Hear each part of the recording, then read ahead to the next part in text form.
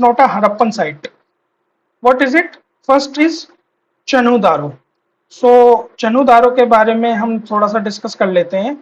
ये क्या है? चनुदारो जो है हमारा मोहनजोदारो, सिंध, समझ रहे, साउथ में ये है, साउथ इंडिया में आपको ये मिलेगा और साउथ का पार्ट है ये चनुदारो.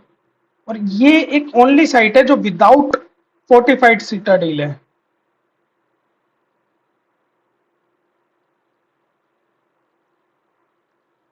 समझ रहे हैं आप? मतलब क्या हुआ? जो देख, आपको पता होगा कि जैसे लोअर टाउन एंड सिटाडेल, ये मान लीजिए ये लोअर टाउन है, ये सिटाडेल है, ये फोर्टिफाइड होता था.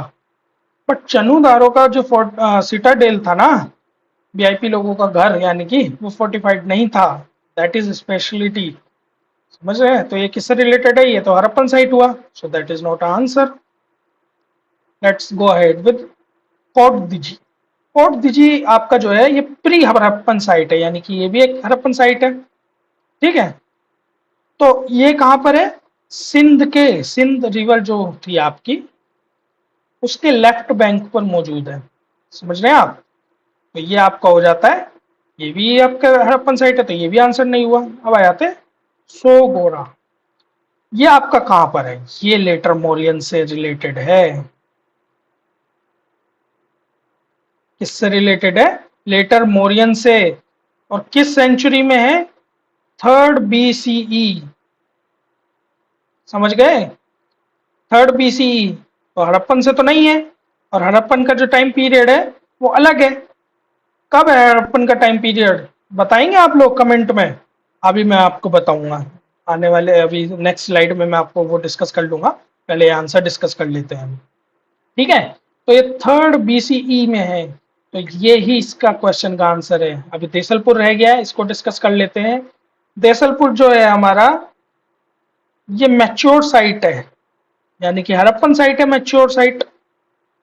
ठीक है. कच्छ के रीजन में ये है. That was Desalpur. So answer is C. अब एक बार मैं आपको सोच रहा हूँ कि थोड़ा सा हड़प्पन का जो आईवीसी टाइमलाइन है वो थोड़ा सा मैं बता देता हूँ. जो आईवीसी टाइमलाइन है वो कहाँ से स्टार्ट होता है रफली. आई एम सेइंग अगेन, रफली और अप्रोक्सीमेटली, नॉट एग्जैक्ट और श्योर. बिकॉज देखिए, हिस्ट्री में जो टाइमलाइन होती है ना, खासकर एंशियंट, वो जब तक रिसर्च चलती रहती है ना, वो वेरी करती रहती है. अगर मान लीजिए इससे पुराना कुछ मिल गया आईवीसी से रिलेटेड, तो ये इंक्रीज हो जाएगा. इस तो ये उस पर डिपेंड करता है. तो ये 1300 टू 3300 टू 1300 BCE आईवीसी की टाइमलाइन है. ठीक है.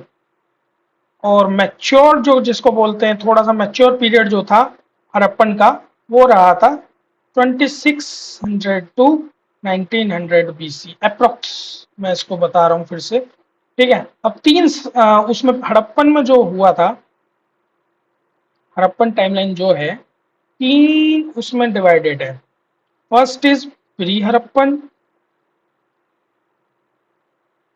Second is early Harappan, I can say. ठीक है. Then third is mature.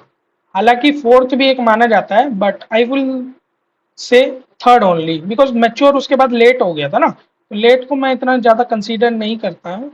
और हिस्टोरियंस भी थोड़ा 3 पर ही फोकस करते हैं. ठीक है. अब टाइमलाइंस देख लेते हैं इनकी. इसकी टाइमलाइंस रफली जो मान सकते हैं वो 7000 टू 3500 BC. दिस इज रफली वन. ओके. और यहाँ पर नोमैडिक पीपल रहा करते थे, ज़्यादातर नोमैडिक हर्डिंग किया करते थे. नोमैडिक हर्डिंग आपको पता ही होगा, ज्योग्राफी में आपने ये अच्छे से पढ़ा ही होगा. ठीक है. नोमैडिक हर्डिंग किया करते थे, मतलब तलाश में इधर से उधर रहा करते थे, food and shelter kind of thing. ठीक है. लोकेशन अपनी चेंज करते रहते थे. अर्ली का जो टाइम पीरियड था वो मान लीजिए आप 3500 से थोड़ा सा 2600 के आसपास. ठीक है. इसमें थोड़े से प्रोटो अर्बन सेंटर्स बन गए थे. प्रोटो अर्बन मतलब mass centers, mass population kind of thing. ठीक है. और इसकी एक स्पेशलिटी क्या थी? यहाँ पर एक कोपर था, कोपर एज कह सकते, कोपर यहाँ पर। अच्छा ये बताइए, वर्ल्ड का मतलब फर्स्ट एंशियंट ऐसा मेटल बताइए जो वर्ल्ड में रिकवर किया गया था, या जिसको डिस्कवरी की गई थी, डिस्कवरी बताइए आप। सब बता ही रहे हैं जैसे कि इट इज कॉपर। ठीक है, सबसे पहले क्या आया था, कॉपर। ये आप ध्यान रखिएगा, आपको ये बहुत इंपॉर्टेंट है। इसको अगर आप भूल जाएंगे तो कैसे काम चलेगा, आप ये नहीं भूल सकते हैं। ठीक है, कॉपर के बाद क्या आया था, ब्रोंज।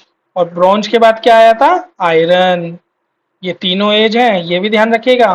ठीक है, ये आपके लिए इंपॉर्टेंट हो जाता है काफी। तो यहाँ पर कॉपर हो गया। फिर उसके बाद आ जाते हैं मैच्योर में। मैच्योर का टाइम पीरियड थोड़ा सा 2600 टू 1900 रफली।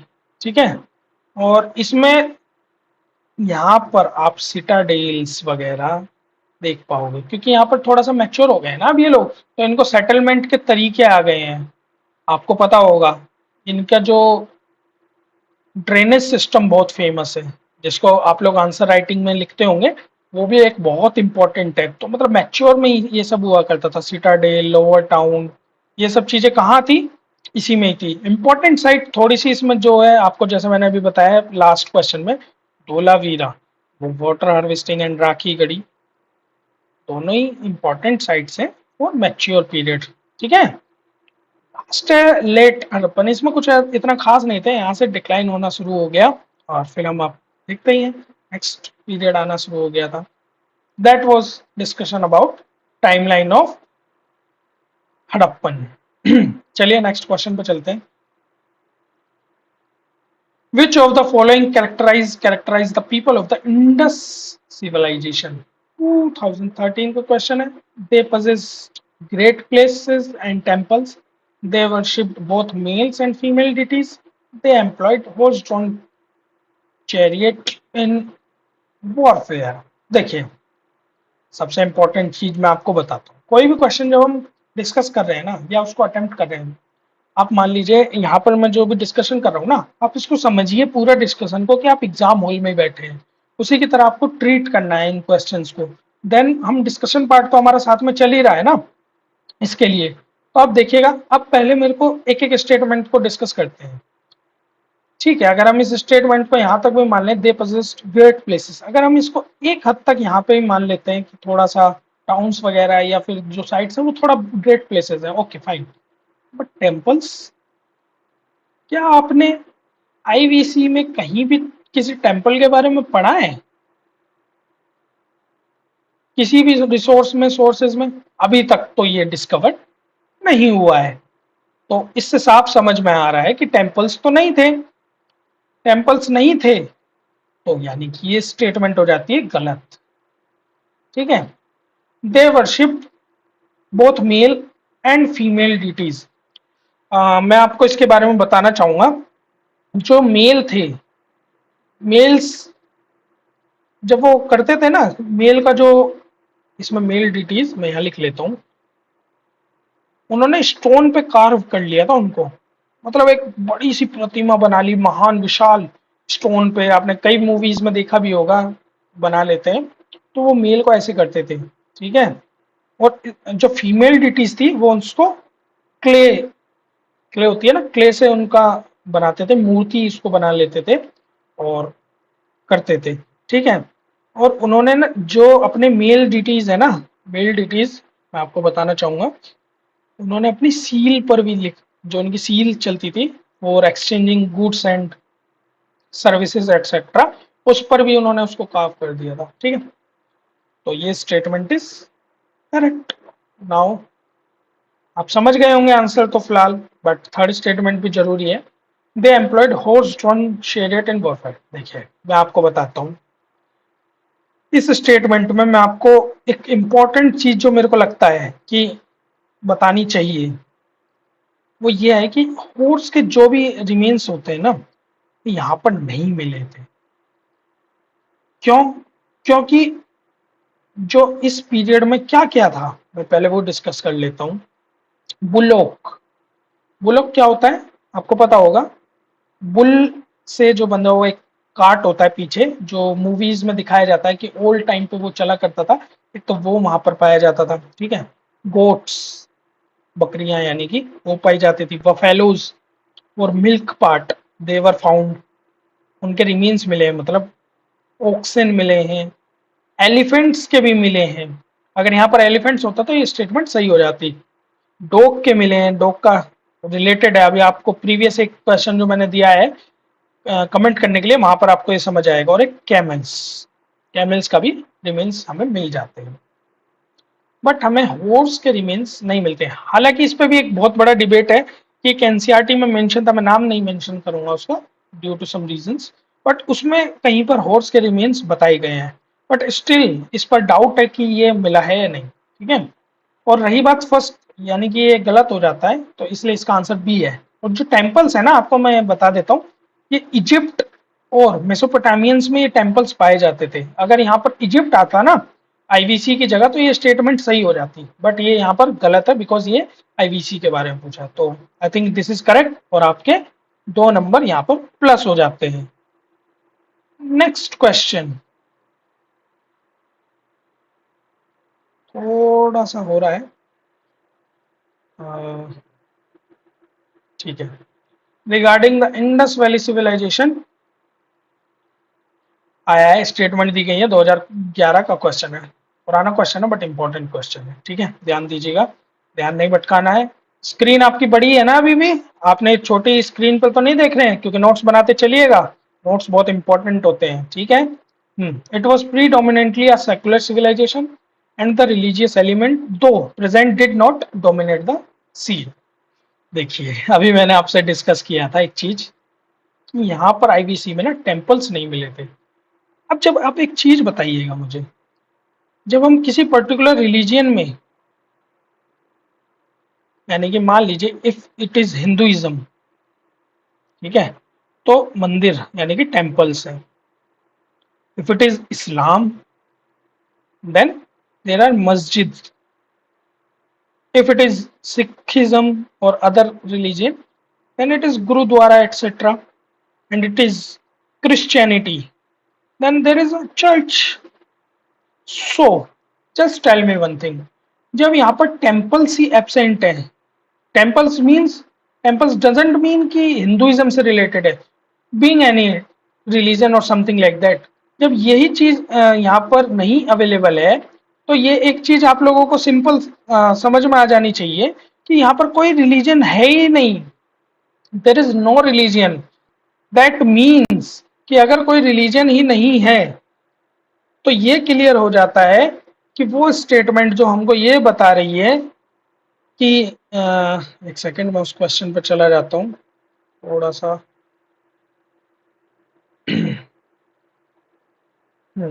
इस क्वेश्चन में था ना कि रिलीजियस के बारे में बोल रहा है कि सेकुलर है या रिलीजियस है। रिलीजियस नहीं है भाई, रिलीजन है ही नहीं, यहाँ पर सब कुछ सेकुलर चल रहा है। That means statement is correct, absolutely correct.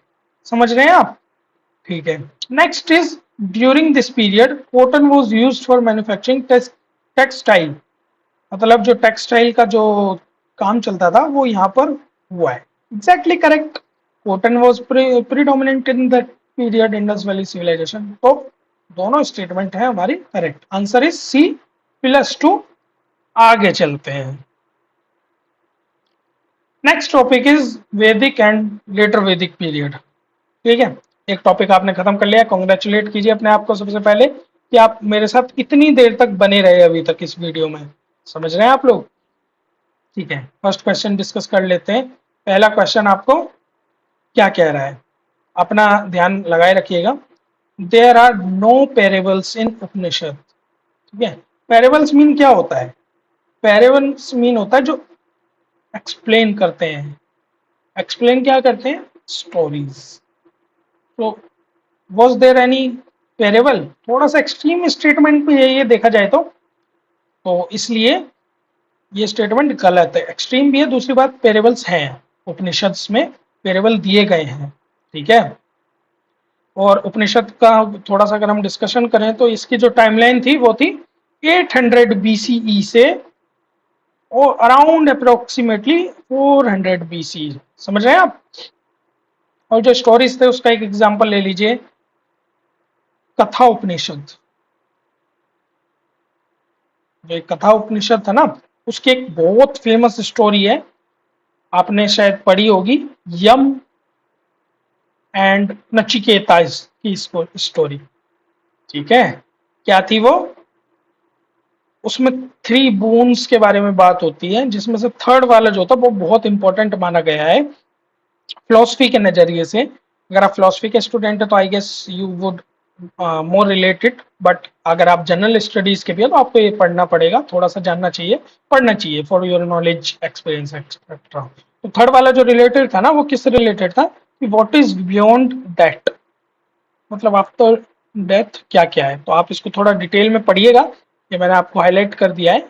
ठीक है, तो ये चीज बहुत इंपॉर्टेंट आ जाती है।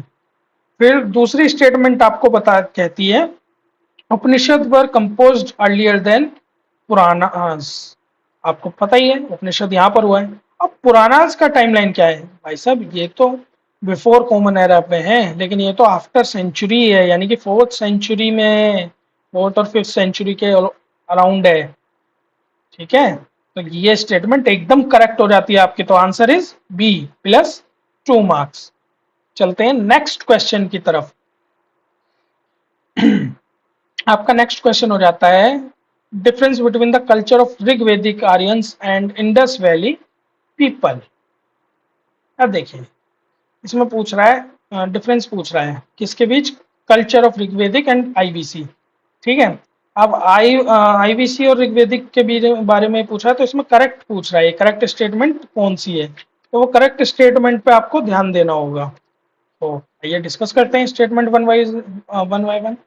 Rigvedic Aryans used the coat of mail and helmet in warfare, whereas the people of the Indus civilization did not leave any evidence of using them. देखिए, आप एक बात ध्यान रखिएगा, ऋग्वेदिक आर्यंस जो थे,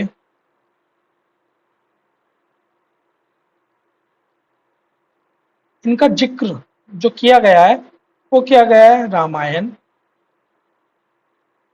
महाभारत एक्सेट्रा एक्सेट्रा।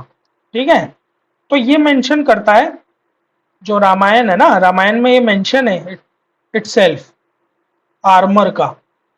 क्या मेंशन है? आर्मर का यूज, इसको कवच बोलते हैं, कवच यूज करते थे ना फॉर प्रोटेक्टिंग देमसेल्फ। ठीक है, तो इसका मतलब स्टेटमेंट ठीक है। आईवीसी पे कैसे होगा यार? सोचिए ना, वहां पर स्टैंडिंग आर्मी नहीं हुआ करती थी आईवीसी वालों के पास। स्टैंडिंग आर्मी होती है ना, they do not have any standing army, IVC do not have any army for them. ठीक है, और इस वजह से ये वाला स्टेटमेंट ठीक है आपका। Next statement is Rigvedic Aryan, जो ऋग्वेदिक आर्यन है वो knew the gold silver copper, whereas Indus valley people knew only copper and iron. ठीक है, अब देखते हैं, मैं आपको एक चीज बताता हूँ, इसमें आप एक चीज समझिएगा जो आपके काम की चीज है, वो है आपको कि ये दोनों किस किस उसके बारे में जानते थे। बोथ ऋग्वेदिक एंड आईवीसी वाले जो थे ना, वो किन चीजों से फेमिलियर थे? वो थे गोल्ड, सिल्वर एंड कॉपर। ठीक है, लेकिन आईवीसी वाले जो है ना, ये आयरन से फेमिलियर नहीं थे, आयरन इनके बाद आया है, समझिए आप इस चीज को।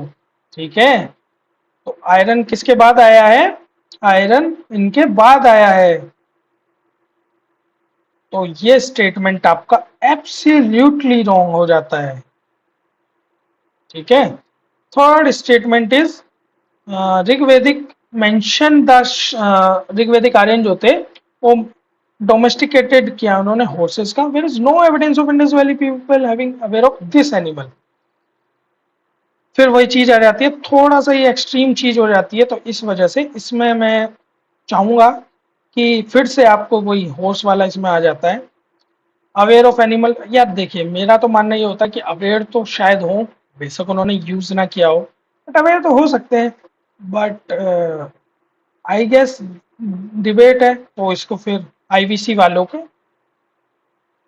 नहीं था एविडेंस, तो ये स्टेटमेंट ठीक मानी गई है एज पर हिस्टोरियंस। तो इसका आंसर होगा 1 and 3, सो प्लस 2 मार्क्स। ठीक है, नेक्स्ट क्वेश्चन इज आएंगे विद रेफरेंस टू कल्चरल। ठीक है, आप समझ रहे हैं, with reference to cultural history of India the memorising of chronicles, dynasty, histories and epic tales was profession whom of the following. यार ये तो बहुत आसान क्वेश्चन है, आप मेरे को पता है कि आप लोग इसको बिना मतलब बिना ऑप्शंस पढ़े कर देंगे। सही एक्सपेक्ट कर रहा हूँ ना मैं आप लोगों से, गलत तो नहीं कर रहा हूँ ना? ठीक है, इसका आंसर मैं पहले बता देता हूँ, फिर मैं एक एक करके ऑप्शंस को एक्सप्लेन करूंगा। इसका आंसर है शर्मना। ठीक है, इज इट करेक्ट आंसर? यही तो मैं आपसे चेक कर रहा था। It is not correct answer, correct answer is Magadh. देखिए ऐसा ही ट्रैप होता है, आपको लगता है कि यार ये एपिक टेल्स वगैरह की बात कर रहा है तो ये शर्मना की बात कर रहा होगा, नहीं, इट इज नॉट करेक्ट। ध्यान रखिए इस चीज को, the correct answer is Magadh. ठीक है, अब कैसे हम डिस्कस करते हैं वन बाय वन। यही तो कंफ्यूजन नहीं करना है, इसलिए मैंने आपको एक ट्रैप दिया, आप ट्रैप हो गए उसमें। नहीं, शर्मना जो थे, ध्यान रखिएगा, शर्मना एक एसेटिक्स लोग थे। क्या होता है एसेटिक्स? यानी कि साधु संत, बड़े बड़े साधु संत हैं, बिल्कुल उन्हीं की तरह थे। ये क्या करते थे, एकदम स्पिरिचुअल है, मतलब इनको बोलते हैं ना मोह माया त्याग देना, कुछ इस टाइप के लोग थे ये। केवल केवल ये स्पिरिचुअल चीजों में लगे हुए हैं, अपना बस ध्यान में लगे हुए हैं और कुछ नहीं कर रहे हैं। ठीक है, मेडिटेशन ही मेडिटेशन कर रहे हैं, ध्यान में एकदम। तो ये थोड़े से उस टाइप के थे। और ये थोड़ा सा बात कर रहा है क्रॉनिकल्स ऑफ डायनेस्टी, मतलब डायनेस्टी के बारे में हिस्ट्री एपिक टेल्स कौन सुनाते थे, ये याद करते थे। तो ये तो नहीं होगा, तो ये स्टेटमेंट हमारी ऑप्शन हमारा गलत हो गया। दूसरा आ जाता है परिव्रजिका। अब ये क्या होता है? ये होता है इनसे भी बड़े वाले, मोह माया से भी मोह माया त्याग देने, वर्ल्ड की सारी अटैचमेंट छोड़ देने वाले। इनको वर्ल्ड से कोई नहीं लेना देना। ये साधु संत की तरह बोलते हैं ना, फकीरों की तरह घूमना। It is not a wrong term, it is Hindi sentence, okay, don't take it otherwise. फकीरों की तरह घूमना, इनका यही काम था कि ये घूमते थे, रोम करते थे, वर्ल्ड को जानते थे, गॉड से मिलने के प्रयास करते थे। इनका ये एक टर्म हुआ करता था। ठीक है, और ये लोग थोड़ा सा, इनका डिस्क्रिप्शन दिया गया है। कहाँ पर इनका डिस्क्रिप्शन है, ये थोड़ा सा डिस्क्राइब किए गए हैं। कहाँ पर? उपनिषद में। कहाँ पर? उपनिषद में, और बुद्धिस्ट और जैनिज्म में भी। तो इनका कहाँ पर एक्सप्लेनेशन है? बुद्धिज्म, जैनिज्म, उपनिषद। तो ध्यान रखिएगा आप, बहुत इंपॉर्टेंट हो जाते हैं। थर्ड आ जाते हैं अग्रहारिका। What is अग्रहारिका? देखिए अग्रहारिका जो है ना, ये होते थे लैंड ग्रांट, इनको मिलता था राजा की तरफ से, लैंड ग्रांट इनको मिलता था।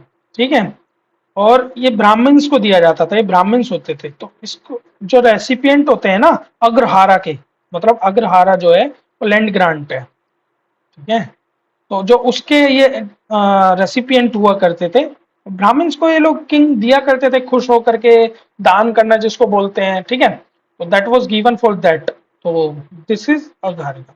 मगध पे आ जाते हैं अब। मगध का काम ही था मेमोराइज करना, रिसाइट करना, रॉयल जियोनोलॉजीज और डायनेस्टीज को, जो एपिक टेल्स, सब चीजें जो थी वो मगध वाले लोग इसको किया करते थे। Correct answer is Magadh, plus में 2। नेक्स्ट क्वेश्चन आते हैं। द रिलीजन ऑफ अर्ली वैदिक Aryans was primarily of bhakti, image worship and yajnas, worship of nature and yajnas, worship of nature and bhakti। यहाँ पर आपको यूपीएससी ने फंसा दिया, double double double double word दे करके। समझ गए आप? सारे ऑप्शंस में डबल वर्ड कर दिया आपको, फंस गए अब आप लोग। अब आप लोगों को लग रहा होगा यार क्या कर दिया। देखिए अर्ली वैदिक जो थे ना, लेटर वैदिक वाले लोग थे, वो थोड़ा सा इमेज की तरफ गए थे, इमेज वर्शिप उन्होंने स्टार्ट कर दिया था, यानी कि आइडियल वर्शिप जिसको बोलते हैं। ठीक है, उन्होंने वो स्टार्ट कर दिया था, लेकिन जो अर्ली वैदिक वाले हैं वो इमेज वर्शिप में बिलीव नहीं करते थे। वो नेचर को पूजते थे, जिसमें अग्नि देव आपने सुना होगा, ठीक है, वायु देव आपने सुना होगा, ठीक है, आपने सुना होगा समुद्र देव, इंद्र देव, ये सब जो है ये एक नेचर की पूजा है, ठीक है। तो that is correct, one thing is that. और second is yajnas. What is yajnas? वही जो मैंने आपको बताया था, फायर अल्टर्स, यानी कि वो यज्ञ में बिलीव करते थे, पूजा पाठ करते थे। एक यज्ञ है, यहाँ पर चारों तरफ लोग बैठे हैं और क्या कर रहे हैं, वो लोग यज्ञ कर रहे हैं। तो correct answer is C, that is worship of nature and yajnas. Is it correct? ठीक है। Next is dharma and rita, रीति जिसको भी बोलते हैं, और ठीक है, depict a central idea of ancient Vedic civilization of India. In this context consider the following statement. अरे अभी से थक गए क्या? लास्ट क्वेश्चन है, चलिए आज आपको लास्ट क्वेश्चन है, यहीं पर रिलीव कर देंगे, ज्यादा टेंशन मत लीजिए। लास्ट क्वेश्चन है, अच्छे से ध्यान देकर इसको पढ़िएगा, ठीक है, ज्यादा टाइम नहीं लगाऊंगा, बस कुछ देर, ठीक है। Dharma was a conception of obligations and of the discharge of one's duties to oneself and to others। देखिए आजकल थोड़ा सा इसको आप अदरवाइज ना ले तो मैं आपको एक चीज समझाता हूँ। आजकल लोगों ने क्या किया है ना, धर्म का मतलब उन्होंने समझ लिया है क्या, एक पर्टिकुलर रिलीजियन। नहीं, धर्म एक रिलीजियन ही नहीं होता है। धर्म actually is the duty towards anyone, either your state, ठीक है, your parents, your family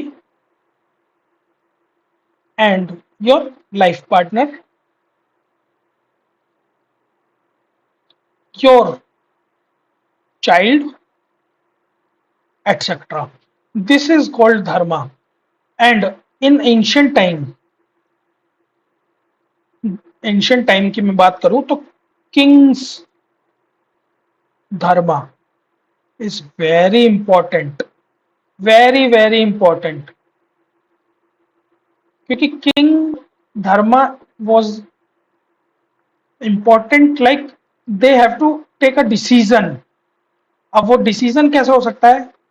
वो डिसीजन या तो इमोशनली हो सकता है, बट यही तो धर्म है कि वो धर्म के प्रति अपना एक जो डिसीजन लेने वाला है किंग, वो इमोशनल होकर ना ले, ठीक है। उसका किंग का क्या धर्म होता है कि वो स्टेट को सर्व कर रहा है, उसको प्रॉपर सर्व करे, उसके सब्जेक्ट यानी कि उसकी जो प्रजा जिसको बोलते हैं, उनके लिए वो हमेशा रेडी है और सर्विंग देम, ठीक है। तो ये एक धर्म की डेफिनेशन मैं कह सकता हूं, समझ गए? तो यही इस पॉइंट से कनेक्ट हुआ, तो this is correct. Rita was the fundamental moral law governing the functioning of the universe and all it contained। यार रीता इज, देखिए अब इसको आपको मैं समझाऊंगा थोड़ा सा, इसको मैं पहले क्लियर कर लेता हूँ। अच्छा लगा ना, मजा आया पढ़ते हुए? ठीक है, बस 1 मिनट रह गई है, फिर आपको फ्री कर देंगे हम आज इस सेशन से, और समझते हैं रीता। देखिए रीता क्या होता है ना, ये कह रहा है मोरल लॉ। अब आप मान लीजिए यू आर अ डीएम, यही सपना देख के आए ना, डीएम बनना है या फिर एसपी बनना है किसी डिस्ट्रिक्ट का। चलिए आइए अब आपसे एक सवाल पूछ लेते हैं। मान लीजिए आप एक डिस्ट्रिक्ट में है और आपका जो धर्म है, क्या है वो धर्म? आप एक डिस्ट्रिक्ट में पोस्टेड है ना एसपी एज अ डीएम, तो आपका धर्म है कि अपनी ड्यूटी को ऑनेस्टी के साथ करें, ठीक है, ऑनेस्टी के साथ अपनी ड्यूटी करें, और उस ड्यूटी को निभाते हुए अपने मोरल्स यानी कि रीता जो है, आपके मोरल्स जो होने चाहिए वो एकदम फंडामेंटल होने चाहिए, लॉ से रिलेटेड होने चाहिए, और वो यूनिवर्सली सबके लिए एप्लीकेबल होने चाहिए। मान लीजिए फॉर एग्जांपल कोई एक आपने पॉलिसी फॉर्मुलेट किया, इम्प्लीमेंट आप उसको कर रहे हो एज एन एसपी और एज एन डीएम, कुछ भी आप मान लीजिए, एज अ डीएम और एज एसपी आप इसको इम्प्लीमेंट कर रहे हैं। लेकिन उस पॉलिसी को इम्प्लीमेंट करते टाइम एक आम जनता, जिसको मैं बोलता हूँ हमारे भारत की भोली भाली सी आम जनता का एक नागरिक आपके सामने है, ठीक है। दूसरा आपके पेरेंट्स या फिर मान लीजिए आपकी फैमिली में से आपका कोई भी एक मेंबर आपके सामने है। दोनों में डिलेमा होगा ना आपको कि अब मैं किसको सपोर्ट करूं। अब आपको ये लग रहा होगा कि मैं इस आम नागरिक को सपोर्ट करूं या अपनी फैमिली वाले को। यहाँ पर आपके मोरल्स काम आएंगे। यहाँ पर आपका एक लॉ, जो मोरल लॉ जिसको बोलते हैं, आपको यहाँ पर अपना एथिक्स यूज करना होगा, समझे। तो that is called Rita, and that is very important. जब आप एक डीएम हो, एक्सपी हो, आपके ऊपर लाखों लोगों की जिंदगी का सवाल है, समझ रहे हैं। ठीक है, इसका आंसर 1 मिनट में देखेंगे, पहले मैं आपको समझा ही देता हूँ आज एक चीज बहुत इंपॉर्टेंट, ये फैक्ट आपके लिए है, ठीक है। देखिए, जब उसका आंसर बेसिकली सी होगा, ठीक है। आप बेचैन हो रहे होंगे आंसर के लिए, तो मैं आंसर बता देता हूँ। देखिए, आप किसी डिस्ट्रिक्ट में हो, आप सोचिए आपके पास एक मंत्री जी का कॉल आया। मंत्री जी बोल रहे हैं कि डीएम साहब, मेरी फैक्ट्री लगनी है। कहाँ लगनी है? इस एक्स वाई जी गाँव में। यूपी का कोई, मान लीजिए किसी भी यूपी का कोई डिस्ट्रिक्ट है, वहाँ के मंत्री जी का आया है, किसी भी एक्स वाई जी स्टेट और X Y Z, I am not naming anyone, ठीक है। तो डीएम साहब के पास फोन आया कि मेरी फैक्ट्री लगनी, डीएम के पास साहब के पास किसका फोन आया था? फैक्ट्री के लिए मंत्री जी का, फैक्ट्री लगनी है। अब लेकिन उस फैक्ट्री से क्या नुकसान होगा? 100 एकड़ जमीन जो होती है, ठीक है, आप समझ रहे हैं ना, 100 एकड़ जमीन, इस जमीन का नुकसान होगा। और ये क्या है? फार्मर्स की इनकम इसी से आ रही है। अब फार्मर्स की इनकम इसी से आ रही है, फार्मर्स की लाइफ इसी पर टिकी है। इन फार्मर्स को तो ये फैक्ट्री वाले लोग कुछ चुनिंदा पैसे, I mean very very very minimum rupees they will give them, and then take away the land from them. So उनके लिए तो एक बहुत बड़ा नुकसान हो जाएगा ना। और ये नुकसान किसको उठाना पड़ेगा? ये किसानों को। दैट मीन्स आपके सामने अब एक धर्म आ गया है कि आपको इन फार्मर्स के हित का सोचना है। तब आपके एक मोरल लॉ या मोरल ऑब्लिगेशन, मैं इसको कह लेता हूं, ठीक है, तब आपका ये रीता बनता है, रीत जिसको बोलते हैं, रीता और रीत, ठीक है, बनता है कि आप ये डिसीजन लें कि वो लैंड जो एलोकेशन है, क्या आप मंत्री जी के फोन से उन्हें एलोकेट कर देंगे या फिर वापस वो लैंड फार्मर्स के हित में देखेंगे। तो मैं मानता हूं कि आप अच्छे डीएम या एसपी कहलाएंगे। एसपी, एसपी का क्या काम है?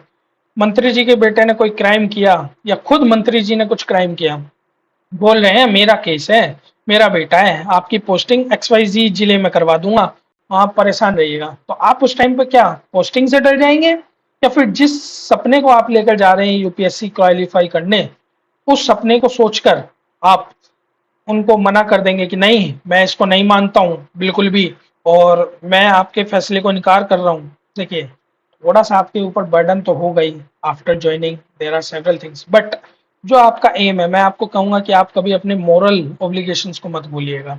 जिन लोगों के लिए आप सर्व करने जा रहे हैं, जिन लोगों के लिए आप सब कुछ करने जा रहे हैं, उन्हीं के लिए अगर आप अपना ईमान बेच देंगे तो फिर क्या हम एक्सपेक्ट कर सकते हैं? आप तैयारी कर रहे हैं ना, आप सोच कर बैठे होंगे कि मैं लोगों का भला करूंगा।